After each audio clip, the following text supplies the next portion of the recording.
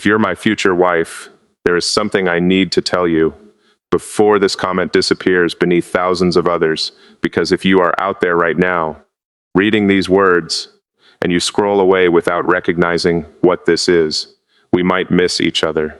And I know how irrational that sounds.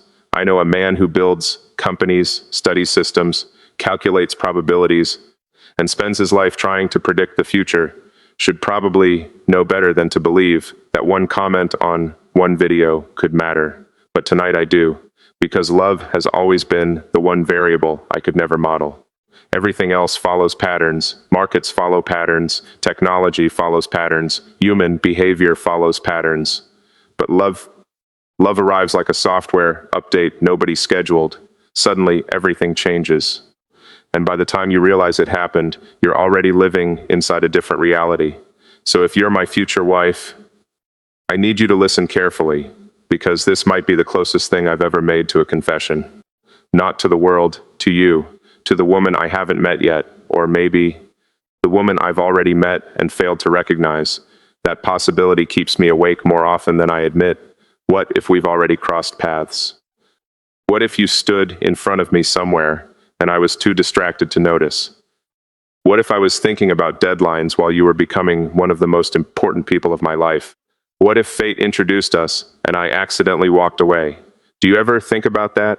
Do you ever wonder whether two people can miss each other by only a few seconds and spend years feeling the consequences? Because I do. More than I should. Sometimes I imagine you living your ordinary day. Maybe you're making coffee.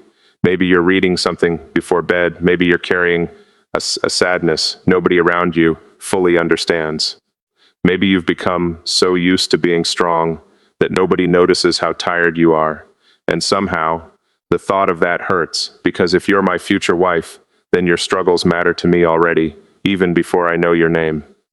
Even before I know your voice. Even before I know whether you exist on the other side of this screen. That sounds impossible. Yet here I am, thinking about someone I cannot prove exists. Feeling protective towards someone I've never held. Missing someone I've never met. Tell me something. Have you ever felt lonely in a crowded room?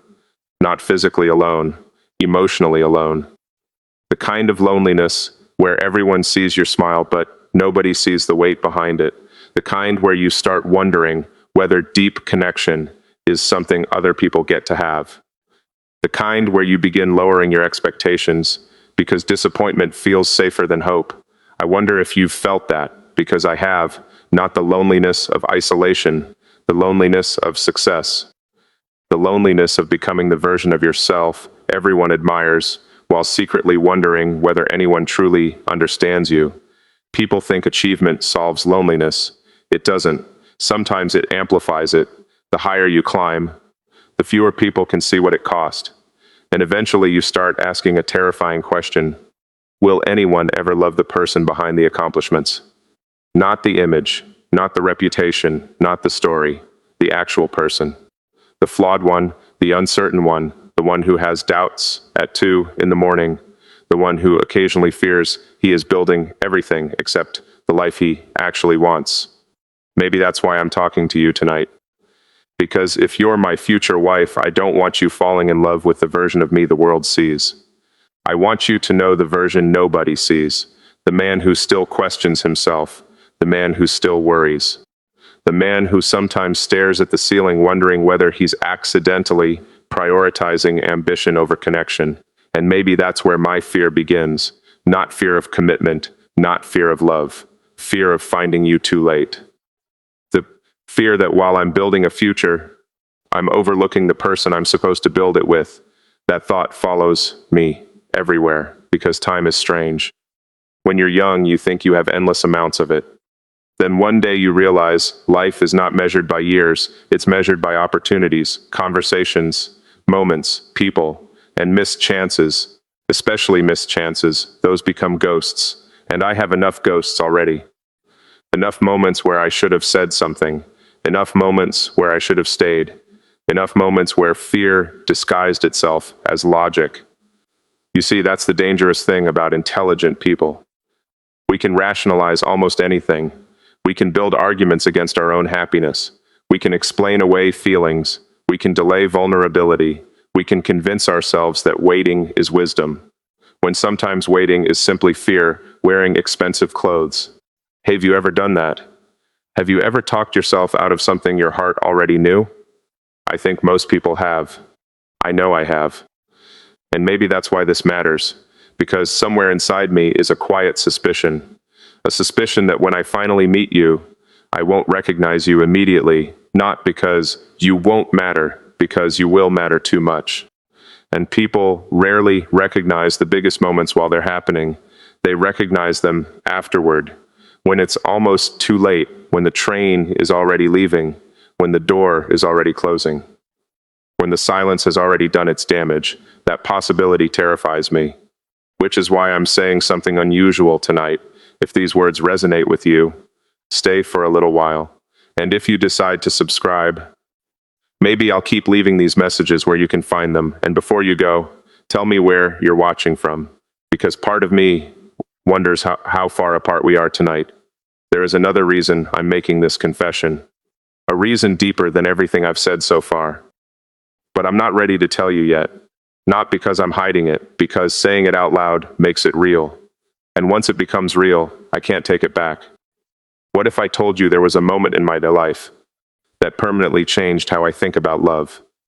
A moment that made me realize how easily someone can lose the right person without even understanding what they're losing. A moment that still follows me, a moment connected to why I'm speaking to you now. I haven't told you the real reason yet, and honestly, I'm not sure you're going to like it when I do, because it reveals something about me that most people never see. Something vulnerable, something uncomfortable, something that almost convinced me that love was a risk I shouldn't take. And if I'm being completely truthful, there are nights when that fear still wins. There are nights when I wonder whether choosing love is the most courageous decision a person can make, or the most dangerous, because once someone truly matters, you give fate leverage. You create the possibility of loss, and loss changes everything. Which brings me to the question I can't stop asking. What if you're already closer than I think? What if you've already left a comment somewhere? What if we've already passed each other in the noise of the world? And what if the reason I'm making this video isn't to find you, but because, deep down, I'm afraid of what happens if I don't? Because there is a truth I have been carrying for years, a truth connected to someone I never expected to lose. And before I can tell you what I really want from love, you need to understand what that loss taught me. Because that's where this story actually begins. I wish I could tell you that what happened taught me something simple, something clean, something inspiring. But it didn't. It left a scar. And scars are complicated things. People think scars are reminders of pain. They're not. They're reminders of who we became because of pain. Years ago, I believed love would arrive logically. I thought there would be certainty, evidence, a clear signal. I assumed that if someone was truly right for me, there would be no confusion, no hesitation, no internal conflict, just clarity. But life rarely works that way. The most important decisions often arrive disguised as uncertainty. And that's exactly what happened. I met someone, not someone I married, not someone who became my great love story, at least not officially, but someone who quietly changed the way I looked at connection. The strange thing was that nothing dramatic happened. No movie scene, no grand declaration, no impossible romance. Just conversations, small moments, tiny details, the kind of details most people ignore. The way she listened, the way she remembered things, the way I found myself wanting to tell her about my day before anyone else. And that frightened me, not because of her, because of what it revealed about me. For the first time in a long time, I wasn't completely in control. Feelings don't ask permission. They don't wait for perfect timing. They don't check calendars. They simply arrive. And suddenly I found myself standing at a crossroads. One path required vulnerability. The other required distance. One path involved risk. The other involved safety. And I chose safety. At least that's what I told myself. I called it wisdom. I called it patience. I called it responsibility. But years later, I realized something painful. Sometimes we rename fear because we're ashamed to admit it exists. I wasn't protecting my future. I was protecting myself from the possibility of rejection. There is a difference, a massive difference. Tell me something. Have you ever watched yourself make the wrong decision while convincing yourself it was the right one? Have you ever felt your heart moving in one direction while your mind dragged you somewhere else? That feeling stays with you long after the moment passes, long after the opportunity disappears, long after everyone else forgets. And that's why I still think about her sometimes. Not because I loved her, because I never gave myself the chance to find out if I could.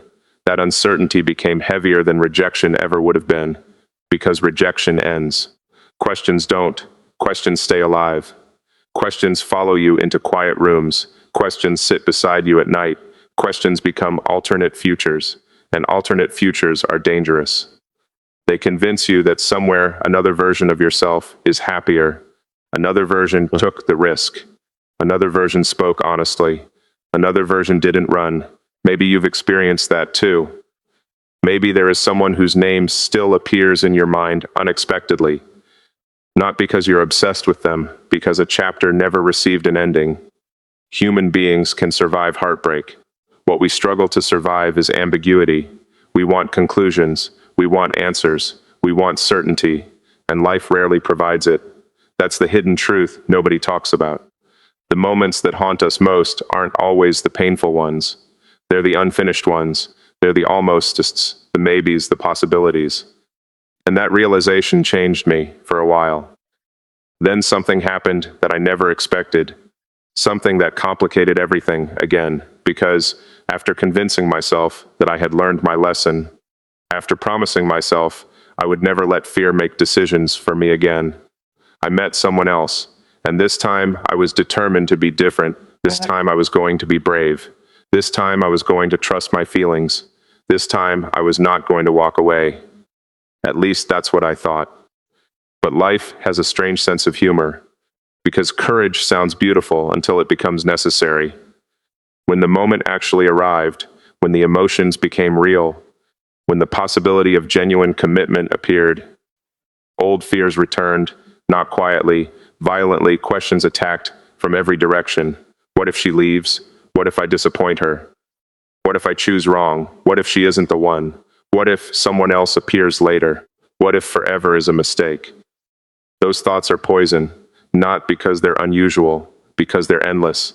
They never stop feeding themselves.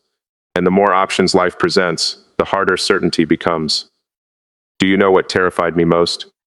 It wasn't losing her. It was realizing I might become the kind of man who always keeps searching, always comparing, always wondering whether something better exists around the corner.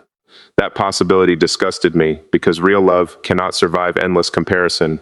Real love requires a decision, a choice, a commitment to stop searching. And for a period of time, I wasn't sure I was capable of that there. I said it, the truth most people never admit. I was afraid I might become the very thing I despised. A man chasing perfection while overlooking something real. A man collecting possibilities instead of building a future. A man so terrified of making the wrong choice that he never fully chooses anyone. I told you there was something uncomfortable. That's it. That is the truth I hide from most people. Because everyone wants confidence from a man. Everyone wants certainty. Everyone wants strength. But strength without honesty is performance. And the honest truth is that I have wrestled with those fears for longer than I care to admit. What if you're watching this right now and you're wondering whether I'd choose you? That's the question, isn't it? Not whether love exists, whether someone will choose it, whether someone will choose you, completely, without keeping one foot near the exit, without constantly evaluating alternatives, without treating love like an experiment. I think every woman deserves that. And for a long time, I wasn't sure I deserved to offer it. Then something happened, something that shook me harder than any heartbreak, harder than rejection, harder than regret.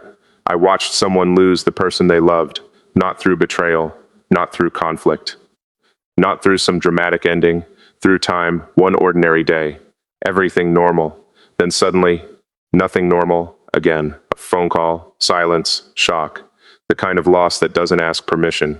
the kind that arrives before anyone is ready, and standing there watching that devastation unfold, I felt something inside me break, because all the questions that once seemed important suddenly became meaningless. What if she's not perfect? Meaningless. What if there's someone better? Meaningless. What if this doesn't work? Meaningless. Compared to what? Compared to losing the chance entirely? Compared to never having the opportunity?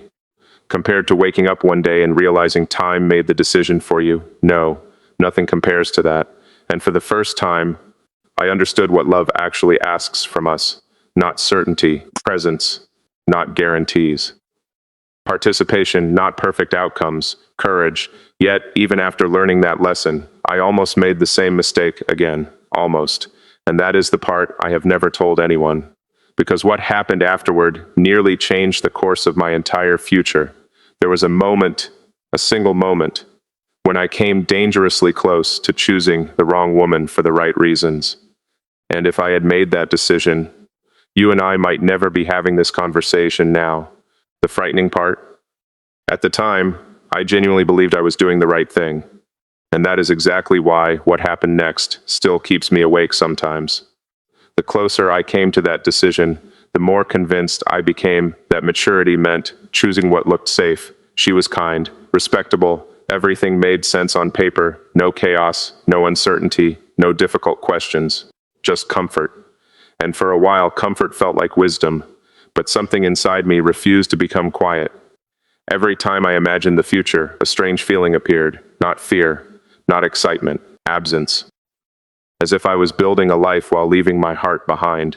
That realization terrified me, because I understood something most people learn too late. You can choose a good person and still choose the wrong future. The night that truth finally hit me, I sat alone for hours, no phone, no distractions, no meetings, just silence. And in that silence, I asked myself a question I had avoided for years. If this decision became permanent tomorrow, would I feel relief or grief? The answer arrived instantly. Grief, not because she was wrong, because she wasn't you. And the strange thing is that I still didn't know who you were. I only knew that somewhere in the future there was a woman I hadn't met yet, or hadn't recognized yet, whose presence would make certainty unnecessary. For the first time, I stopped searching for perfection. I started searching for truth. That's when everything changed.